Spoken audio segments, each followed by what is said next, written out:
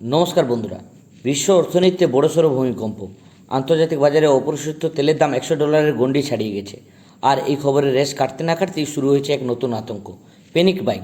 কেন হঠাৎ এই অস্থিরতা, আর আপনার পকেটে এর প্রভাব কতটা পড়বে, আজ সবটা জানব। মূল কারণ লুকিয়ে আছে পশ্চিম এশিয়ায়। সংঘাত চরম পর্যায়ে পৌঁছানোয় গুরুত্বপূর্ণ জলপথ স্টেইট অফ হরমুজ অবরুদ্ধ হওয়ার উপক্রম হয়েছে। মনে রাখবেন, বিশ্বের মোট তেলের 1/5 এই পথ দিয়েই যায়। সরবরাহ বন্ধের আশঙ্কায় তেলের ব্যারেল প্রতি দাম $100 ছাড়িয়েছে, যা গত কয়েক বছরের মধ্যে সর্বোচ্চ। এই খবর ছড়িয়ে পড়তেই ভারতের বিভিন্ন প্রান্তে আতঙ্ক ছড়িয়েছে। মানুষ মনে করছে কাল থেকেই হয়তো পেট্রোল বা রান্নার গ্যাসের চরম সংকট দেখা দেবে। ফলে পাম্পগুলোতে লম্বা লাইন এবং এলপিজি সিলিন্ডার আগাম বুক করার হেডেক পড়েছে। কিন্তু মনে রাখবেন, এই আতঙ্ক অনেক সময় কৃত্রিম সংকট তৈরি করে, যা পরিস্থিতিকে আরও জটিল করে তোলে। তেলের দাম বাড়লে শুধু যাতায়াত খরচ বাড়ে না, আমাদের থালায় যে খাবার আসে তার দামও বাড়ে।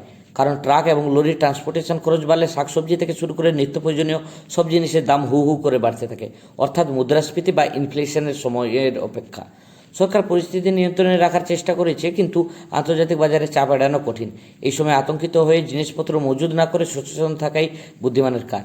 আপনার এলাকায় তেলের দাম অলরেডি বেড়েছে, নাকি সেখানেও প্যানিক বাইং শুরু হয়েছে? কমেন্টে আমাদের অবশ্যই জানান। দ্রুত নিউজ আপডেট এবং গভীর বিশ্লেষণের জন্য আমাদের চ্যানেলটি এক্ষুনি সাবস্ক্রাইব করে রাখুন। দেখা হচ্ছে পরের ভিডিওতে। ধন্যবাদ।